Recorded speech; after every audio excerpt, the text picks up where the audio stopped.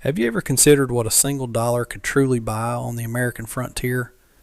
In the summer of 1878, it could get you a worn out saddle blanket, a handful of rifle cartridges, or, if you knew the right desperate prospector, the deed to an abandoned claim deep in the San Juan Mountains. For a man named Flint, that dollar bought him a cabin. It was a derelict shack, leaning like a tired old man against the granite shoulder of a peak, promising little more than solitude. However, the solitude he paid for was not the solitude he received. What waited for him inside those crumbling log walls was a secret that would cost him far more than a silver dollar, and would redefine the very meaning of the isolation he had so fiercely sought. Flint had come to the high country to forget the sound of cannons and the smell of blood that clung to his memories of the war. He lived a quiet life, trapping, hunting, and speaking to no one for months at a time. His world was the whisper of wind through pine, the crackle of his fire, and the steady, silent company of his pack mule, Esther. When he traded that dollar for the deed, he pictured nothing more than a better roof over his head for the winter, a place to store his furs away from the wolves and the weather. He approached the cabin a week later, his Winchester rifle resting easy in the crook of his arm. The air was warm, thick with the scent of sun-baked pine needles and damp earth. But something was wrong. A single wild rose, its petals a defiant splash of crimson against the gray wood, had been placed on the rotting porch step. Flint hadn't placed it there. He stopped, his eyes scanning the tree line, his hand tightening on the rifle stock. The silence of the mountain suddenly felt different. It was not empty. It was holding its breath. He nudged the cabin door with the toe of his boot. It swung inward with a low groan, revealing a square of dusty darkness. He stood for a long moment listening. There was no sound from within, not even the scuttling of a mouse. Yet the feeling of being watched was a prickle on the back of his neck, a sense he had learned to trust in the tangled forests of the wilderness. He stepped across the threshold, his eyes slowly adjusting to the gloom. The cabin was a single room, furnished with little more than a broken cot and a stone hearth choked with old ash. Sunlight streamed through a grimy window pane, illuminating a universe of dancing dust motes. And in the farthest, darkest corner, he saw her. She was sitting on the floor, her back pressed against the rough-hewn logs, as still as a porcelain doll. She wore a white dress, once elegant but now smudged with dirt and torn at the hem, a startling beacon in the oppressive dimness. Her hair was a cascade of black silk, and her face, though pale with fear, was a mask of proud composure. Her eyes, dark and wide, were fixed on him. They held no plea, only a terrible, defiant stillness. He saw the faint, ugly bruises that circled her delicate wrists. She wasn't an apparition. She was flesh and blood, and she was in deep trouble. His first instinct, the mountain man's instinct, was to retreat, to erase this complication from his solitary world.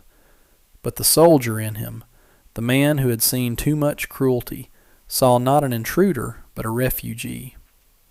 He slowly, deliberately, lowered the barrel of his Winchester toward the floor. He had bought a cabin, but he had found something else entirely. He had found a war he thought he had left behind. Flint said nothing. Words were clumsy tools he had long since abandoned. Instead, he backed out of the cabin, his movements slow and deliberate, never turning his back on her. He pulled the door until it was nearly shut, leaving just a sliver of light. He unslung the canvas sack from his shoulder and took out a strip of dried venison and a small, clean water skin. He placed them carefully on the porch, a silent offering, before retreating to a stand of aspens 100 yards away, where he could watch the cabin without being seen. He settled down with his back against a tree, his rifle across his lap, and began his vigil. The sun arced across the brilliant blue sky, its heat baking the granite slopes. Hours passed. Birds called from the timberline, and the ever-present breeze rustled the aspen leaves, making them shimmer like 1,000 silver coins. Nothing moved at the cabin. He began to wonder if he had imagined her, if the loneliness had finally conjured a ghost from his own past. But then, just as dusk began to bleed purple and orange across the western peaks, the cabin door creaked open. A slender hand, pale in the fading light, emerged first. It hesitated for a moment before darting out to retrieve the jerky and the water skin. The door clicked shut. It was enough. She was real, and she had accepted his truce. He did not build a fire that night. He ate his own rations cold and let the mountain chill seep into his bones, a familiar discomfort. He was a guardian now, whether he wanted to be or not. The next morning he approached again. The water skin was back on the porch, empty. He took it, refilled it at the nearby spring, and left it with another piece of venison and a handful of wild berries he had gathered. This became their ritual. He was the provider, the silent sentry. She was the ghost, the hidden occupant of his new property. He began to notice small changes. The broken window was patched with a piece of her petticoat. The hearth was swept clean of its ancient ash. She was making a space for herself, turning the derelict shell into something resembling a shelter. He found a small, intricately carved fan made of sandalwood lying near the spring one afternoon. It was impossibly delicate, a thing of beauty that had no place in this rugged, unforgiving world. He picked it up, the faint scent of jasmine clinging to it, and knew with a cold certainty that whoever she was running from was not the kind of man to give up easily. Men who owned things this fine did not suffer their loss lightly. A week bled into 2. The silent routine continued, a fragile rhythm established between the mountain man and the woman in the cabin. He never tried to enter again, and she never tried to flee. He would leave his offerings, and in return he would sometimes find a small pile of neatly stacked firewood on the porch, or a bundle of edible roots he hadn't noticed, washed clean and left for him. They were communicating in the language of survival. He learned her habits by the signs she left. He knew she rose with the sun, and that she spent hours meticulously mending her dress with thread pulled from its own hem. He knew she was resourceful, and she was patient. One afternoon, a summer squall rolled in without warning, the sky turning from blue to a bruised purple in a matter of minutes. Rain came down in blinding sheets, and lightning cracked across the peaks, its thunder echoing like cannon fire through the valley. It was the kind of storm that could kill a man caught in the open. Without thinking, Flint ran for the cabin, shoving the door open and stumbling inside, drenched and shivering. She was there, standing by the cold hearth, and for the first time she spoke. Her voice was soft, barely a whisper, yet it cut through the roar of the storm. "You will catch your death," she said. The English was perfect, accented but clear. He just stood there, dripping on the floor she had painstakingly swept, unable to form a reply. She pointed to the hearth. "There is no flint or steel." He nodded, reaching into the oilskin pouch at his belt. He knelt and with practiced hands struck a spark into the tinder he had gathered. A small flame flickered to life, and he carefully fed it twigs until a proper fire was crackling, pushing back the damp chill. They sat in silence for a long time, on opposite sides of the fire, watching the flames. The storm raged outside, a wild beast trying to claw its way in, but inside the small cabin there was a strange, shared peace. He finally found his voice, a low rumble. "Flint." My name is Flint." She looked at him, her dark eyes reflecting the firelight. "My name is Leanne." The storm passed as quickly as it had come, leaving behind a world washed clean and glistening. But something had shifted inside the cabin. A wall had been breached. They were no longer just a man and a ghost. They were Flint and Leanne. The fire and the shared danger of the storm had broken the seal on their silence.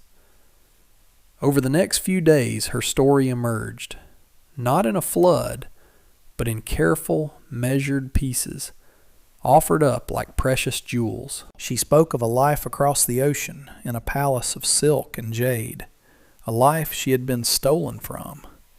She was not merely the daughter of a wealthy merchant. She was royalty, a princess, her lineage tracing back through dynasties. Her family, seeking to build a powerful trade alliance with American railroad interests, had arranged her marriage to a man named Barrett. He was a tycoon, a man who built empires of steel and steam, and he had demanded a bride of noble blood as part of the deal. She had been brought to San Francisco not as a wife, but as a prize, a beautiful object to be displayed and used to secure his contracts. Barrett, she explained, was a man of exquisite tastes and immense cruelty. He saw her not as a person, but as his most valuable acquisition. Her life in his gilded cage was one of constant fear, of subtle threats and unspeakable humiliations. She was a prisoner in a silk dress. She had finally escaped with the help of a sympathetic servant, fleeing into the night with nothing but the dress she wore and the small fan Flint had found. She had traveled for weeks, hiding on freight trains, starving, making her way east into the vast, empty wilderness, hoping to disappear where Barrett's influence could not reach. "He will not stop looking," she said one evening, her voice devoid of emotion. "To him, I am not a runaway. I am a stolen artifact. It is an insult to his power. He will hunt me down to prove that what he owns stays owned." Flint listened, his face an unreadable mask of granite. He stared into the fire, but he wasn't seeing the flames. He was seeing the faces of pompous, cruel men in uniform, men like Barrett, who believed their wealth and position gave them the right to own the lives of others. The quiet peace of his mountain refuge had been a lie. The war had followed him after all. It had simply taken a different form. What he had not known was that Leanne hadn't just been waiting in that cabin. The servant who helped her escape had given her a destination. He had been an old prospector before entering service, and he knew of this cabin, this forgotten place. He had told her a man of the mountain, a former soldier who hated men like Barrett, sometimes used it. He had told her to wait there. He had told her to wait for a man named Flint. A new routine began, one of shared purpose. The cabin was no longer his or hers, it was theirs. It was their fortress. Flint taught her the ways of the mountain, not with words, but by action. He showed her which plants were medicine and which were poison, how to read the clouds for signs of changing weather, how to move silently through the dense undergrowth. She, in turn, brought a quiet order to his life. She mended his worn buckskin shirt with a skill that was mesmerizing to watch. She ground acorns into a coarse flour to make small, dense cakes baked on a hot stone. She turned the crude shelter into a home. One evening she was tending to a deep gash on his forearm, a parting gift from a cornered lynx. Her touch was gentle, her fingers surprisingly steady as she cleaned the wound with a poultice of yarrow leaves. He watched her, the firelight catching the blue-black sheen of her hair, the fierce concentration in her eyes. He was accustomed to pain, to patching his own injuries with a grim indifference. But this was different. Her care was a foreign warmth spreading through him, more potent than any whiskey. He felt the calloused shell he had built around himself begin to crack. He had come to these mountains to be alone, to numb the part of him that felt anything at all. Yet this woman, with her quiet strength and her haunted eyes, was waking it up again. He felt a surge of protectiveness so fierce it startled him. It was more than just a duty to a person in need. It was a primal, possessive need to keep her safe, to stand as a wall between her and the world that had been so cruel. Later that week, he led her up a steep, hidden trail to a place he had never shown another living soul. It was a small meadow just below the summit, a carpet of brilliant wildflowers overlooking the entire valley. The world fell away beneath them, a breathtaking panorama of green forests and distant snow-capped peaks. They stood there for a long time, not speaking, just breathing in the clean, fen air. "It is beautiful," she whispered, her voice filled with awe. "This is why I stay," he rumbled, the most he had ever revealed about himself. He was not just showing her a view, he was showing her his heart, the wild, untamed thing he had hidden away. In the quiet of that alpine meadow their hands brushed, and for a fleeting moment their fingers intertwined. It was a simple touch, yet it carried the weight of 1,000 unspoken words. The quiet before the storm had never been so profound. The peace was shattered 3 days later. Flint was tracking a buck along a high ridge when he saw them. 3 riders, far below, moving slowly up the valley floor. They were not prospectors or trappers. They moved with the confident purpose of man-hunters, their eyes scanning the terrain, their rifles held at the ready. One of them wore a fine city coat, completely out of place in the wilderness. Barrett's men. He felt a cold knot of dread tighten in his gut. They were methodical, sweeping the area, and it was only a matter of time before they found the faint trail leading to the cabin. He raced back, his heart pounding a frantic rhythm against his ribs. He found Leanne by the spring, and she saw the grim look on his face before he said a word. "They are here," he said, his voice flat. Fear flickered in her eyes, but it was immediately replaced by a steely resolve. She did not panic. She did not weep. She simply nodded. "What must we do?" she asked. That night they prepared. The mountain was their only ally, and Flint knew its every secret. They wouldn't run. There was nowhere left to run. They would make their stand here. He took her high above the cabin to a narrow pass, a natural bottleneck flanked by steep rock faces and a treacherous scree slope. It was the only viable approach for men on horseback. He explained the plan, his voice low and urgent in the gathering dusk. He would wait for them in the pass. Her role was just as crucial. He pointed to a massive, precariously balanced pile of rocks and deadfall on the slope directly above the pass. A few key logs were all that held it in place. "When I give the signal," he said, handing her his long-bladed skinning knife, "you cut this rope. And this one. You send that whole slope down on top of 'em." He had rigged it earlier, a deadfall trap on a massive scale. She looked from the knife to the rocks, her expression grim. She was no killer, but she was a survivor. She understood what was at stake. "I will not fail," she promised. As darkness fell, a tense silence enveloped the mountain. They shared a final meal of cold jerky and water, the unspoken fear a third presence between them. This was no longer just her fight. It was his. He had bought a piece of land for $1, and now he was preparing to defend it, and the woman who had taken refuge there, with his life. The next morning dawned gray and ominous. A heavy mist clung to the valleys, muffling all sound.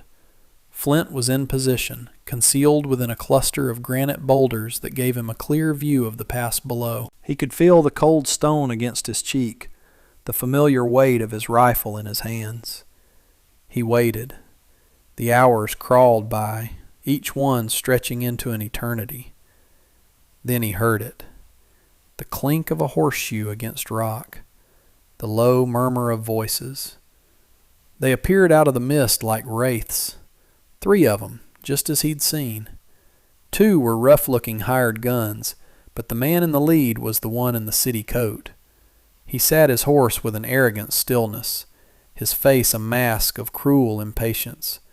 It had to be Barrett himself, too proud to let his men reclaim his property without him. They entered the narrowest part of the pass, their horses picking their way carefully through the rubble. Flint raised his rifle, took a steadying breath, and whistled. The sound was sharp and clear, the piercing call of a hawk. It was the signal. High above, Leanne heard it. Her heart hammered against her ribs, but her hands were steady. She slashed at the first rope with the heavy knife. The thick fibers parted with a groan. She scrambled to the second, sawing at it with desperate energy. It snapped. For a horrifying second, nothing happened. Then, with a deep guttural rumble, the mountain began to move.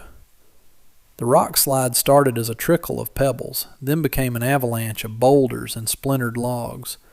It poured down the slope, a terrifying, unstoppable wave of destruction.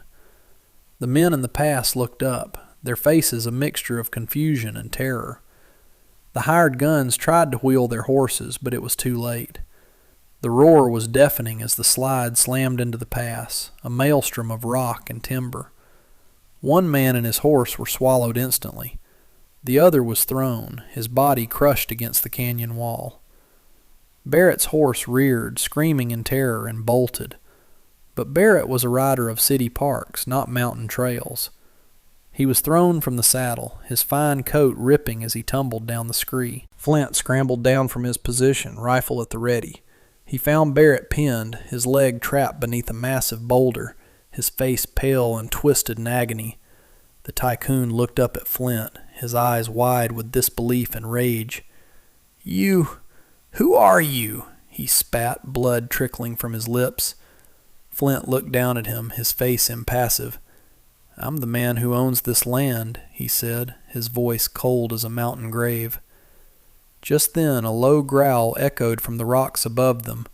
A mountain lion, drawn by the chaos and the scent of blood, appeared on a ledge, its yellow eyes fixed on the trapped man. It was gaunt, hungry, a predator of the high peaks. Barrett's face went white with a new, more primal terror. "Help me!" he shrieked. "Shoot it!" Flint didn't move. He simply watched as the great cat gathered its powerful haunches. He had not fired a single shot. The mountain was claiming its own. He turned and walked away, not looking back as the cougar leaped. The sounds that followed were quickly lost in the vast, indifferent silence of the peaks. He found Leanne huddled by the remnants of the rock slide trigger, the knife still clutched in her hand. She was trembling, her face ashen, but her eyes were dry. He gently took the knife from her grasp and pulled her to her feet. He wrapped his arms around her, holding her tight against his chest. She buried her face in his buckskin shirt and finally let the sobs come, great shuddering waves of grief and relief.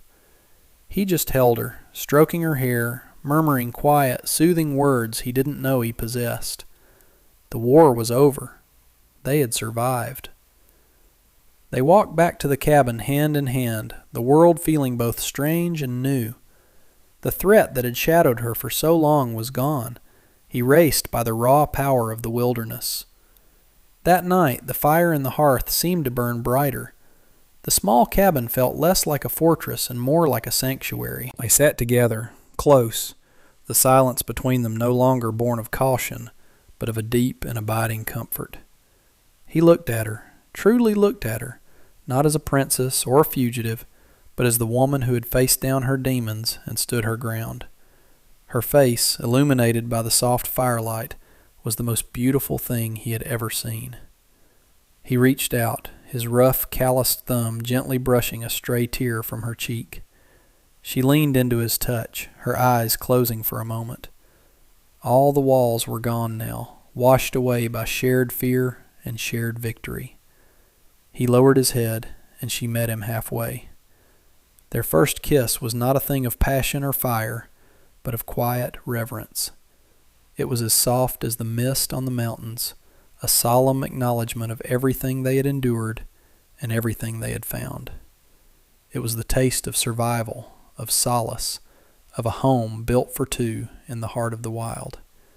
It was a promise made without a single word. Months later, the summer sun gave way to the crisp gold of autumn. The cabin was transformed. A new sturdy door kept out the wind, and a real glass pane, purchased by Flint on a rare trip to the nearest town, sat in the window frame. A small garden tended by Leanne yielded a surprising bounty of squash and beans.